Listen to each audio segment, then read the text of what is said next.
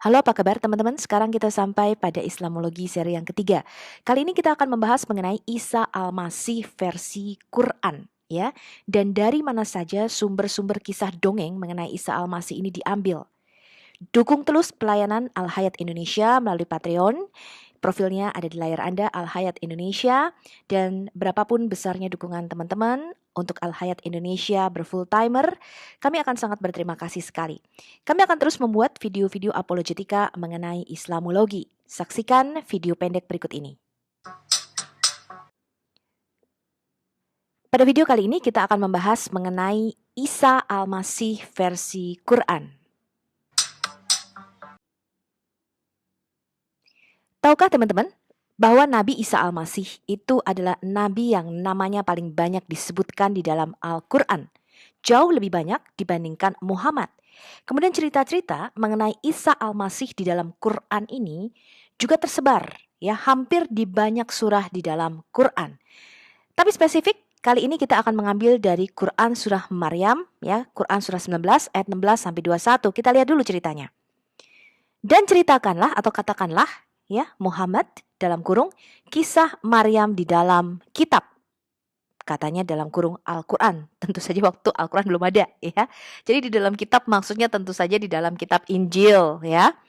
Yaitu ketika dia mengasingkan diri dari keluarganya ke suatu tempat di sebelah timur. Baitul Maqdis ini maksudnya adalah bait suci Salomo pada waktu itu. Lalu dia memasang tabir yang melindunginya dalam kurung dari mereka. Lalu kami mengutus roh kami dalam kurung Jibril kepadanya. Maka dia menampakkan diri di hadapannya dalam bentuk manusia yang sempurna. Ya, jadi roh yang daripada Tuhan yang mereka sebut dengan malaikat Jibril, walaupun ini tidak pasti, ya, menampakkan diri kepada Maryam itu di dalam rupa manusia yang sempurna. Jadi malaikat ini bisa menjelma menjadi manusia yang sempurna. Bahkan kadang-kadang malaikat ini bisa menyerupai Dahyah Al-Kalbi, ya, yang di dalam Islam itu adalah merupakan orang paling ganteng di dalam suku Quraisy katanya, yang sering datang kepada Muhammad malam-malam di dalam tendanya, ya. Dan Muhammad berkata, oh itu bukan Dahyah Al-Kalbi loh, itu Jibril katanya, ya, tapi serupa persis kayak Dahyah Al-Kalbi. Kita lanjutkan bacanya. Dia Maryam berkata, sungguh aku berlindung kepada Tuhan yang Maha Pengasih terhadapmu jika engkau orang yang bertakwa. Ya, jadi Maryam ini pertamanya takut nih, siapa nih kok ada laki-laki, ya, datang-datang di kamar gue katanya, ya. Kemudian dia, Jibril dalam kurung berkata, sesungguhnya aku hanyalah utusan Tuhanmu untuk menyampaikan anugerah kepadamu seorang anak laki-laki yang suci. Ya, jadi kemarin mengatakan Yesus Kristus kan kotor, lahirnya dari vagina dan sebagainya. Tapi mereka tidak membaca sendiri di dalam Qur'annya, ya, bahwa Isa adalah seorang laki-laki yang suci. Ya, yang mereka merujuk hal ini kepada Yesus Kristus katanya. Dia, Maryam berkata, bagaimana mungkin aku mempunyai anak laki-laki padahal tidak pernah ada orang laki-laki yang menyentuhku dan aku bukan seorang bezina katanya. Dia, Jibril berkata, demikianlah Tuhanmu berfirman, hal itu mudah bagiku dan agar kami menjadikannya suatu tanda bagi manusia dan sebagai rahmat dari kami. Dan hal itu adalah suatu urusan yang sudah diputuskan. Jadi di dalam cerita ini kita melihat siapa yang memberikan kabar gembira kepada Maria? Roh Allah. Ya, mereka menganggapnya ini Jibril, tapi tidak ada tulisan Jibril sama sekali di situ. Ya. Sumber cerita, ya, ini adalah di dalam Injil Apokrifa Yakobi, ya, atau Injil Proto Evangelium Yakobi. Ini kisah mengenai Maryam ada di situ. Dikatakan di dalam Injil Gnostik ini, sewaktu Maria berusia 3 tahun, ia dipersembahkan oleh orang tuanya di bait Allah. Maryam berada di dalam tanggung jawab Imam Zakaria. Ini sejalan dengan apa yang ada di dalam Quran. Ya, Quran mengatakan Maryam itu berada di bawah tanggung jawab Zakaria. Hal ini tidak lumrah, ya, atau tidak wajar di dalam tradisi Yahudi karena biasanya diserahkan itu adalah anak laki-laki, bukan anak perempuan. Kemudian dikatakan di dalam Injil Apokrifa ini, hingga pada usia 12 tahun Maryam ini berada di bait Allah dan ketika dibawa pulang ke rumah Yusuf yang memenangkan undian, jadi diundi pada waktu itu, ini sejalan dengan kisah yang ada di dalam Quran juga. Kemudian datanglah malaikat kepadanya dan memberitakan perihal bahwa Maria akan mengandung bayi Yesus Kristus, ya. Ini sejalan di dalam Quran mengenai Isa Al-Masih, ya. Kisah ini termuat di dalam Injil Yakobus pasal 10 ayat 1 sampai 16. Sementara itu diadakanlah sidang para imam dan mereka setuju. Marilah kita membuat tabir bagi Allah. Kata imam besar, panggillah perawan dari suku Daud. Maka para pemuka bait Allah mencari kemana-mana dan menemukan 7 orang. Maka imam besar ingat kepada perawan Maryam bahwa ia berasal dari keluarga Daud dan suci di mata Allah. Maka para pembantu bait Allah segera mengambilnya lalu membawa gadis itu ke bait Allah. Nah, apa yang salah dengan perikop ini, teman-teman? Mempersembahkan perempuan ke bait Allah bukan hal yang lumrah bagi orang Yahudi. Ya, karena biasanya yang dipersiapkan menjadi imam di bait Allah adalah laki-laki, misalnya Samuel. Ya, itu sebabnya di dalam Alkitab ya kisah Maria yang dipersembahkan di bait Allah tidak mungkin ada, ya. Ini karena menyalahi tradisi pada waktu itu. Dan ini merupakan cerita yang berbeda dengan Alkitab kita. Di dalam Injil Proto-Evangelium Yakobus atau Proto-Evangelium Yakobi yang ke-10 dikatakan, dan ada sidang para imam berkata, mari kita membuat tabir untuk bait suci Tuhan. Kalau di Quran dikatakan Maria memasang tabir, ya, bagi dirinya sendiri. Kemudian di pasal yang ke-11 dari Injil Proto-Evangelium Yakobi ini dikatakan, dan Maria itu mengambil kendi, pergi mengisinya dengan air, dan lihat sebuah suara berkata kepadanya, bersukacitalah yang diberkati, Tuhan menyertaimu, berbahagialah kamu di antara wanita. Kemudian Maryam ini melihat ke sekeliling, ke kanan, ke kiri, ya, untuk melihat dari mana asal suara itu. Dan dia menjadi ketakutan, kemudian dia pergi ke rumahnya dikatakan, dan meletakkan kendi itu, dia mengambil benang ungu itu, duduk di kursinya dan memintal kain ungu itu. Dan lihat, seorang malaikat Tuhan berdiri di hadapannya berkata, jangan takut Maryam, karena kamu telah menemukan kasih karunia di hadapan Tuhan. Kamu akan hamil oleh firman Tuhan. Dan mendengar ini Maryam mempertanyakan dirinya sendiri berkata, akankah saya mengandung dari Tuhan, Tuhan yang hidup, dan melahirkan seperti semua wanita melahirkan? Dan malaikat Tuhan berkata kepadanya, bukan seperti itu Maria, karena kuasa Tuhan akan menaungi kamu. Jadi orang suci yang akan lahir dari kamu akan disebut Putra yang Maha Tinggi. Dan kamu akan menamainya Yesus, karena dia akan menyelamatkan umatnya dari dosa-dosa mereka. Dan Maryam berkata, lihat aku adalah hamba Tuhan, jadilah padaku sesuai dengan perkataanmu. Jadi ini adalah cerita yang ditambah-tambahi, ya, di luar Alkitab sendiri. Sekarang kita lihat nih teman-teman, Injil Proto-Evangelium Yakobi, ya.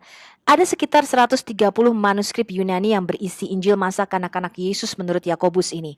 Tetapi pasti ini penulisnya bukanlah Yakobus Rasul Yesus ataupun Yakobus saudara Yesus. Sebagian besar naskah ini berasal dari abad ke-10, ya, atau setelahnya. Naskah-naskah yang paling awal yang diketahui itu ditemukan pada tahun 1958 yang sekarang disimpan di perpustakaan Bodmer Jenewa.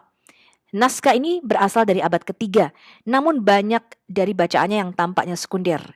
Penulis yang mengaku sebagai Yakobus, saudara tiri Yesus, penulis ini sebenarnya tidak mungkin Yakobus, ya, karena penulisnya tampaknya bergantung pada Injil Matius dan Injil Lukas, ya, di dalam cerita itu.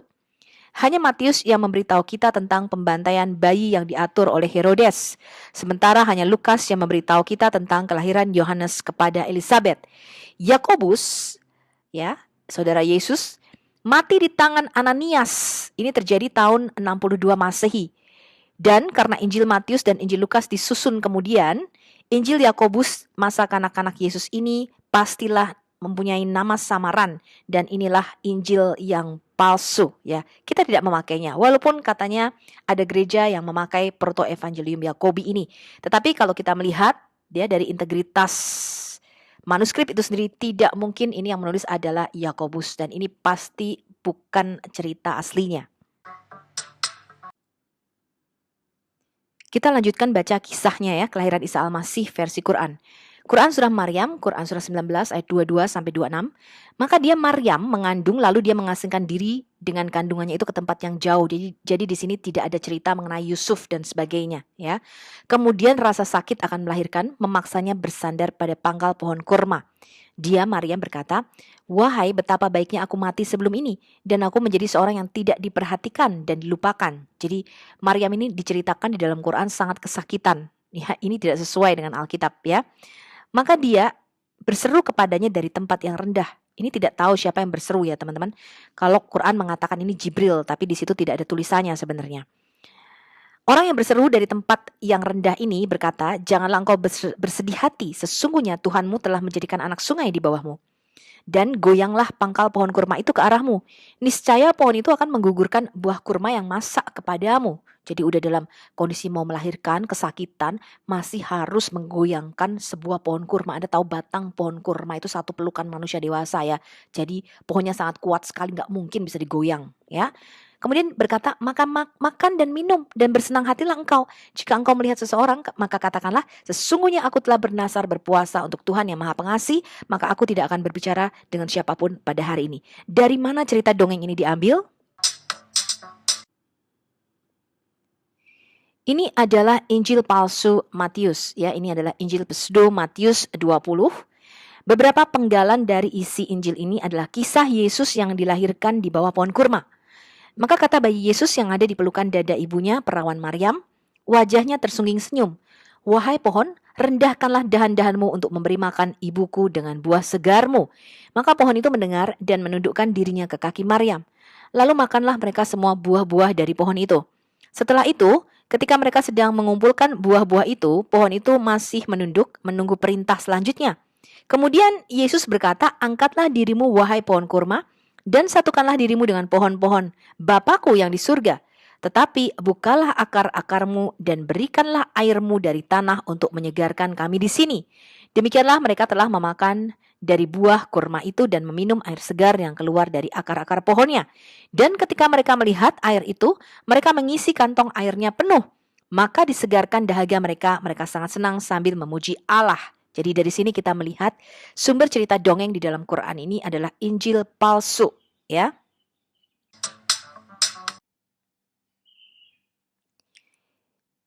Injil pseudo Matius atau Injil palsu Matius ini adalah bagian dari apokrifa Perjanjian Baru dan kadang-kadang menggunakan nama The Infancy Gospel of Matthew atau Injil kanak-kanak Yesus menurut Matius. Tetapi nama sebenarnya dari teks di zaman kuno ini adalah The Book About the Origin of the Blessed Mary and the Childhood of the Savior atau kitab tentang asal-usul Maryam yang terberkati dan masa kanak-kanak juru selamat. Pseudo Matius adalah salah satu genre infancy gospels yang berusaha mengisi detail kehidupan Yesus dari Nazaret hingga usia 12 tahun, yang secara singkat diberikan di dalam Injil Matius dan Lukas. Jadi di dalam Injil asli kita, itu memang tidak diceritakan secara detail, bahkan ketika Yesus berumur dari bayi, kemudian umur 2 tahun kira-kira ya, sampai kira-kira umur 12 tahun, kita nggak tahu nih apa yang terjadi ya. Padahal jelas pasti dia seperti anak-anak Israel pada umumnya, yaitu pergi sekolah ke yeshiva ya. Kemudian di barat, Injil ini menjadi sumber dominan untuk siklus yang menggambarkan kehidupan Maria, terutama sebelum abad pertengahan pada waktu itu. Ya, karena orang kepo banget kemana nih Yesus pada waktu kanak-kanak pada waktu itu ya. Jadi mereka ngarang-ngarang cerita. Dan karena pada waktu itu tuh belum ada yang namanya hak copyright teman-teman ya.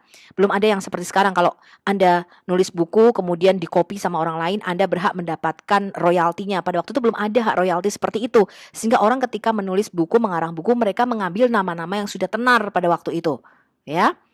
Nah, perhatikan teman-teman, Injil Pseudegrapha ini ditulis sekitar abad ke-5, kira-kira tahun 464 Masehi. Jadi tidak mungkin ditulis oleh Rasul Matius karena Matius itu meninggal sekitar tahun 70-an. Ya. Oke, jadi tadi kita sudah melihat ya sumber cerita dongeng di dalam Quran ini adalah sumber-sumber dari Injil-Injil palsu yang ditulis ratusan tahun setelah semua rasul-rasul ini mati. Ya, jadi kisahnya tidak bisa diverifikasi. Kita baca kelanjutan kisah Isa di dalam Quran ini. Quran surah Maryam ya, Quran surah 19 sekarang ayat 27 sampai 32. Kemudian dia Maryam ini membawa bayi Yesus ini, bayi Isa ini katanya ya kepada kaumnya dengan menggendongnya. Mereka berkata, "Wahai Maryam, sungguh engkau telah membawa sesuatu yang sangat mungkar." Jadi mereka menuduh Maryam ini berzina. Ini bisa dihukum rajam pada waktu itu. Karena tidak ada Yusuf di dalam Quran, teman-teman. Dan ini sangat mengherankan. Ya. Kemudian mereka berkata, "Wahai saudara perempuan Harun." Ini adalah kesalahan yang paling fatal di dalam Quran. Jadi Maryam itu dikatakan binti Imron dan saudara perempuan Harun. Ya, jadi saudaranya Musa dan Harun.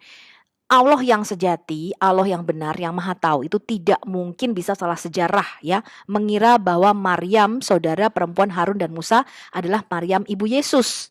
Ya, ini konyol sekali nih ya, konyol sekali. Dikatakan ayahmu bukan seorang yang buruk perangainya dan ibumu bukan seorang perempuan pezina. Maka dia Maryam menunjuk kepada anaknya nih, bayi Isa Al-Masih ini katanya. Mereka berkata, bagaimana kami akan berbicara dengan anak bayi yang masih ada di dalam ayunan itu? Tapi bayi Isa ini, baby Isa ini ya bisa berbicara pada waktu dia masih bayi, dikatakan. Isa itu berkata, sesungguhnya aku nih hamba Allah dan dia memberiku kitab dalam kurung Injil. Kapan ini ya Allah memberi Isa kitab? Dia baru lahir beberapa jam, mungkin beberapa hari ya yang lalu. Kapan diberi kitab? Pada waktu di dalam kandungan ya, Isa ini diberi kitab ya, karena ini past tense dalam bentuk lampau ya. Dia sudah memberiku kitab katanya. Dan dia menjadikan aku seorang nabi. Jadi belum lahir aja Isa ini sudah jadi nabi ya. Dan dia menjadikan aku seorang yang diberkahi di mana saja aku berada. Dan dia memerintahkan kepadaku melaksanakan sholat dan menunaikan zakat selama aku hidup. Dan berbakti kepada ibuku, dan dia tidak menjadikan aku seorang yang sombong lagi celaka. Jadi jelas ini adalah dongeng Isa Al-Masih versi Arab yang sama sekali tidak mencerminkan kisah Yesus Kristus abad pertama ya, yang lahir di dalam keluarga Yahudi ya. Ini benar-benar versi Arab dan diambil dari Injil-Injil palsu. Sekarang kita baca nih Ali Imran, Quran surah ketiga ayat 45-46 dan juga Quran surah Al-Maidah surah kelima ayat 110. Ingatlah ketika para malaikat berkata, tadi roh yang memberitahukan mengenai kelahiran Isa Al-Masih, di sini para malaikat. Jadi ada banyak malaikat. Mana yang benar ini? Ya, para malaikat berkata, wahai Maryam, sesungguhnya Allah menyampaikan kabar gembira kepadamu tentang kalimatnya ya, atau firman darinya, dalam kurung seorang anak laki-laki, seorang putra. Namanya Al-Masih Isa putra Maryam ya. Jadi belum lahir ya. Yesus ini sudah ada ya, karena dikatakan sudah punya nama. Firman Allah ini sudah punya nama, namanya Al-Masih Isa putra Maryam.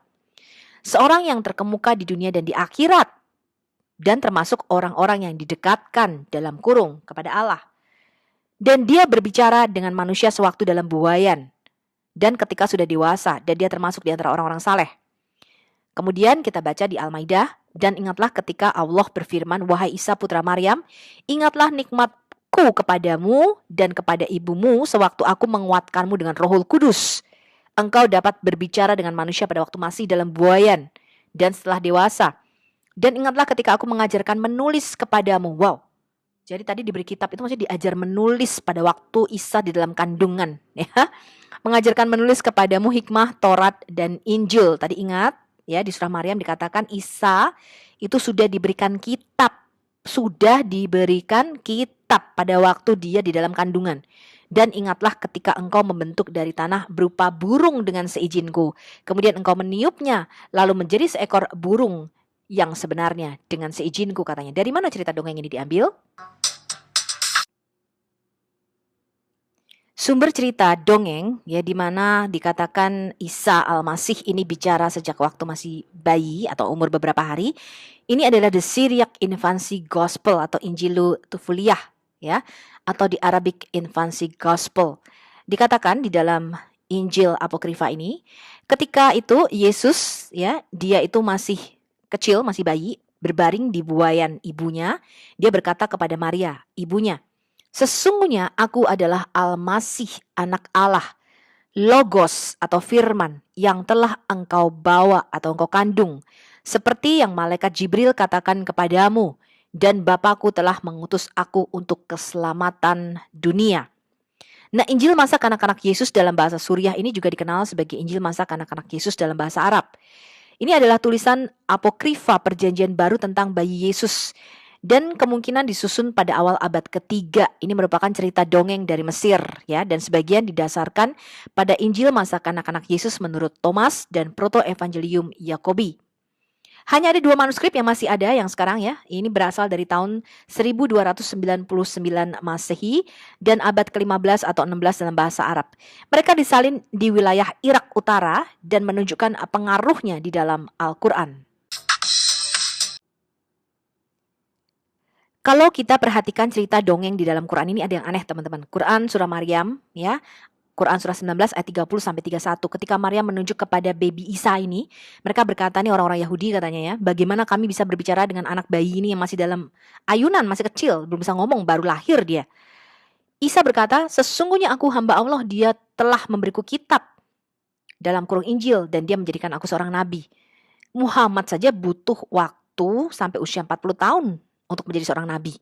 Ya, dia berusia 40 tahun ketika menerima wahyu pertama, konon katanya demikian, dan butuh sekitar 23 tahun sampai wahyu itu selesai. Tapi di Maryam 19 ya, ayat 30 sampai 31 ini dikatakan, bayi yang baru lahir ini, Isa ini konon sudah menyatakan dia telah memberi saya kitab. Ya, ini bentuk lampau, jadi sudah diberi kitab. Menurut Anda, kapan Isa ini menerima bukunya? Apakah dia telah menerima kitab itu saat berada di dalam kandungan, bahkan sebelum Isa itu lahir? Sekarang kita lihat nih, Quran surah Maryam, Quran surah 19 ayat 33 sampai 36. Dan kesejahteraan semoga dilimpahkan kepada aku pada hari kelahiranku, pada hari wafatku, dan pada hari aku dibangkitkan hidup kembali. Ini harusnya perkataan Isa, ya. Itulah Isa putra Maryam. Harusnya di sini adalah perkataan kebenaran atau the saying of truth, ya. Dan mereka ragukan kebenarannya. Jadi Isa putra Maryam itu adalah kalimat Allah yang benar, ya. Tidak patut bagi Allah mempunyai anak, maha suci dia. Apabila dia hendak menetapkan sesuatu, maka dia hanya berkata kepadanya, jadilah, maka jadilah sesuatu itu. Isa berkata, dan sesungguhnya Allah itu Tuhanku dan Tuhanmu, maka sembahlah dia, inilah jalan yang lurus. Nah, ini yang dikatakan di Quran surah Maryam. Tiba-tiba di sini Allah menyangkal ya, dia tidak punya anak. Ya. Jadi ini adalah sesuatu yang membingungkan di dalam Quran. Sekarang kita lihat lagi kisah dongeng lainnya di dalam Quran. Quran surah Ali Imran, ya, Quran surah ketiga ayat 49. Dan sebagai rasul kepada Bani Israel, dia berkata, aku telah datang kepada kamu dengan sebuah tanda atau mujizat dari Tuhanmu, yaitu aku membuatkan bagimu dari tanah, ya, berbentuk seperti burung, lalu aku meniupnya, maka ia menjadi seekor burung dengan izin Allah. Dan aku menyembuhkan orang yang buta sejak dari lahir dan orang yang berpenyakit kusta. Dan aku menghidupkan orang mati dengan izin Allah, dan aku beritahukan kepadamu apa yang kamu makan dan apa yang kamu simpan di rumahmu. Sesungguhnya pada yang demikian itu terdapat suatu tanda kebenaran kerasulanku bagimu jika kamu orang beriman. Sekarang kita lihat dari mana kisah dongeng ini berasal. Kisah dongeng Yesus membuat dari tanah liat seekor burung ini berasal dari Injil Apokrifa menurut Thomas. Injil masa kanak-kanak Yesus menurut Thomas di Israel, ya, atau Thomas orang Israel. Dikatakan di situ, dan setelah membuat tanah liat yang lembut, dia membuat dari situ 12 burung pipit. Injil Thomas ini juga dikenal sebagai Injil Koptik Thomas. Ini adalah Injil perkataan non-kanonik.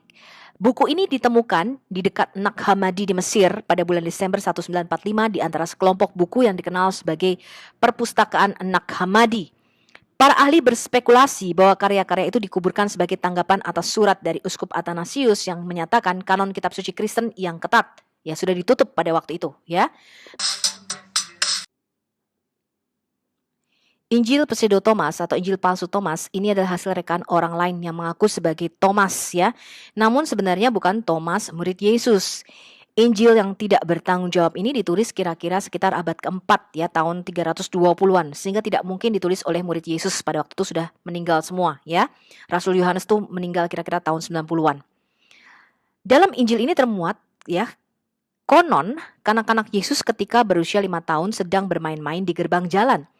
Dia mengumpulkan air yang kotor dan dibuatnya menjadi jernih, dan dilakukannya hanya dengan satu kata, dengan berfirman saja.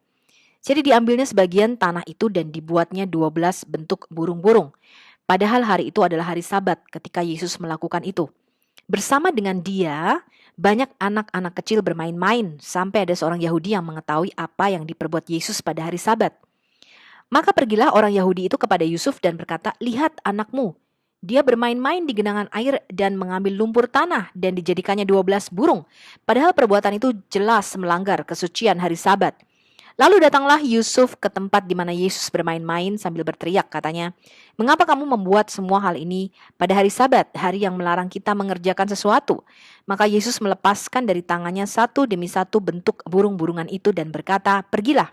Maka terbanglah dan menjadi burung sungguh-sungguh. Tercenganglah orang Yahudi itu ketika melihat semua kejadian itu, dan ketika ia meninggalkan tempat itu dan dikabarkannya semua yang telah dilakukan oleh Yesus. Jadi Injil palsu Thomas ini menceritakan bayi Yesus atau anak-anak Yesus ini sakti, ya, bisa menciptakan burung. Diceritakan kalau ada temannya pada waktu itu berbuat jahat kepada dia, kemudian Yesus berkata, "Kamu jadi lumpuh," gitu ya. Temannya tuh tiba-tiba ambruk, lumpuh dan hampir mati. Jadi sakti gitu. Yesus itu sakti sekali dengan kata-katanya pada waktu masih kecil. Tapi jelas saja kita tidak mempercayai hal-hal seperti ini ya teman-teman, karena ini merupakan Injil palsu yang tidak diterima oleh gereja. Tapi kenapa bisa masuk cerita ini di dalam Quran? Sekarang kita lihat kisah Maryam, Ibu Isa versi Quran. Sekarang kita mau lihat kisah kelahiran Maryam, ya, ibu daripada Isa Al-Masih ini di dalam Quran, yang mana tidak dicatat di dalam Injil kita, tetapi dicatat di dalam Injil-Injil palsu, dongeng-dongengan lainnya. Kita lihat Quran surah Ali Imran, Quran surah ketiga ayat 35 sampai 36. Dan ingatlah ketika istri Imran berkata, "Ya Tuhanku, sesungguhnya aku bernasar kepadamu, apa dalam kurung janin yang dalam kandunganku kelak menjadi hamba yang mengabdi kepadamu. Maka terimalah nazar itu dariku. Sungguh engkaulah yang maha mendengar dan maha mengetahui." Maka ketika melahirkannya dia berkata, "Ya Tuhanku, aku telah melahirkan anak perempuan. Padahal Allah lebih tahu apa yang dia lahirkan. Dan laki-laki tidak sama dengan perempuan. Dan aku memberinya nama Maryam. Dan aku mohon perlindunganmu untuknya dan anak cucunya dari gangguan setan yang terkutuk." Jadi jelas di sini Muhammad itu salah sejarah, ya. Dia mengatakan istri Imran itu melahirkan Maryam ibunya Isa, ya. Maryam di sini saudara Harun, dan Musa ini bukanlah Maryam ibunya Yesus, ya. Bukanlah wanita yang sama. Ini adalah kesalahan sejarah yang paling fatal di dalam Quran. Cerita mengenai kelahiran Maryam ini tidak ada di dalam Injil atau kitab kita, tetapi tertulis di dalam Injil-Injil palsu, ya, antara lain di dalam Injil Proto-Evangelium Yakobi ini. Pasal 1, 2, dan 5. Dikatakan di dalam catatan ke-12 suku Israel adalah Yoyakim dan istrinya Ana. Jadi ini adalah ayah dan ibu daripada Maryam menurut, ya, Injil palsu ini. Dan hari-hari yang telah digenapi, Ana dimurnikan dan memberikan payudara kepada anak itu, jadi menyusui anak itu dan memanggil namanya Maria. Injil Yakobus atau Proto-Evangelium Yakobi ini adalah Injil masa kanak-kanak abad kedua, ya, yang menceritakan tentang konsepsi, kehamilan, dan kelahiran ajaib perawan Maria, asuhan dan pernikahannya dengan Yusuf, perjalanan pasangan suci ke Bethlehem, kelahiran Yesus, dan peristiwa segera setelahnya. Ini adalah pernyataan paling awal tentang keperawanan abadi Maria, yang berarti keperawanannya tidak hanya sebelum kelahiran Yesus, tapi selama dan sesudahnya. Dan meskipun dikutuk oleh Paus Innocentius I pada tahun 405 Masehi dan ditolak oleh Dekrit Gelasian sekitar 500 Masehi, tapi Proto-Evangelium Yakobi ini menjadi sumber yang sangat berpengaruh untuk Mariologi. Sekarang kita baca lagi Quran surah Ali Imran, ya, Quran surah ketiga ayat 37. Maka dia dalam kurung Allah menerimanya dengan penerimaan yang baik, membesarkannya dengan pertumbuhan yang baik, dan menyerahkan pemeliharaannya kepada Zakaria. Jadi Maryam ini dikatakan dipelihara, ya, oleh Zakaria. Ini sesuai dengan Proto-Evangelium Yakobi yang tadi kita baca, ya. Setiap kali Zakaria masuk menemuinya di mihrab, ya, katanya kamar khusus ibadah, dia dapati makanan di sisinya. Dia berkata, "Wahai Maryam, dari mana ini engkau peroleh?" Dia, Maryam, menjawab, "Itu dari Allah. Sesungguhnya Allah memberi rezeki kepada siapa yang dia kehendaki tanpa perhitungan." Hal ini tidak wajar, ya, karena wanita itu tidak diserahkan di dalam bait suci, hanya anak laki-laki saja. Nah, sumber cerita bahwa Maria itu dirawat oleh Zakaria, ya, ini berasal dari Injil palsu, Injil Proto-Evangelium Yakobi pasal yang ke-8. Dan Maryam ada di bait suci Tuhan, dia dirawat seperti burung merpati dan menerima makanan dari tangan malaikat. dikatakan di situ. Ya, ini sejalan dengan apa yang ada di dalam Quran. Sekarang kita baca Quran surah Ali Imran, surah ketiga ayat 44. Itulah sebagian dari berita-berita gaib yang kami wahyukan kepadamu dalam kurung Muhammad. Padahal engkau tidak bersama mereka ketika mereka melemparkan pena mereka untuk mengundi siapa di antara mereka yang akan memelihara Maryam. Dan engkau pun tidak bersama mereka ketika mereka bertengkar. Dari mana cerita mengenai Maryam ini diundi? Sekali lagi kita melihat kesamaan kisah di dalam Quran dengan Injil palsu Yakobi atau Injil Proto-Evangelium Yakobi pasal yang ke-9. Dikatakan Yusuf mengambil tongkatnya terakhir dan lihatlah seekor burung merpati keluar dari tongkat dan terbang di atas kepala Yusuf. Dan imam berkata kepada Yusuf, kamu telah dipilih dengan undian untuk menjaga perawan Tuhan. Ya, jadi mereka memanggil beberapa duda-duda ya di Israel pada waktu itu katanya.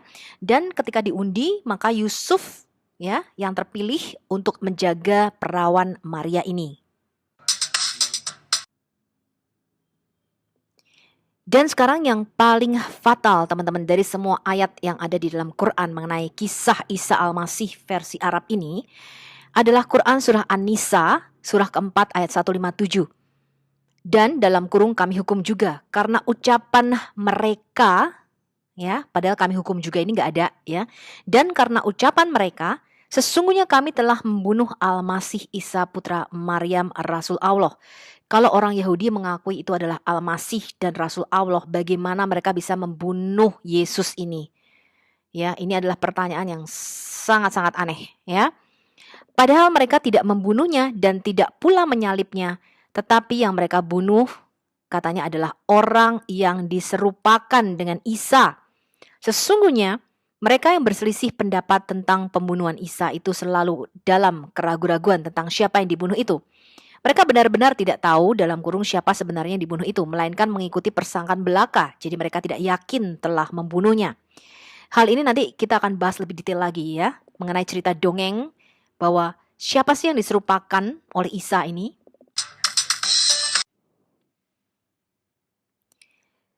Pandangan bahwa Yesus itu hanya tampak disalibkan dan tidak benar-benar mati, ini sudah ada ya lebih dulu sebelum Islam dan ditemukan di dalam beberapa Injil palsu atau Injil apokrifa.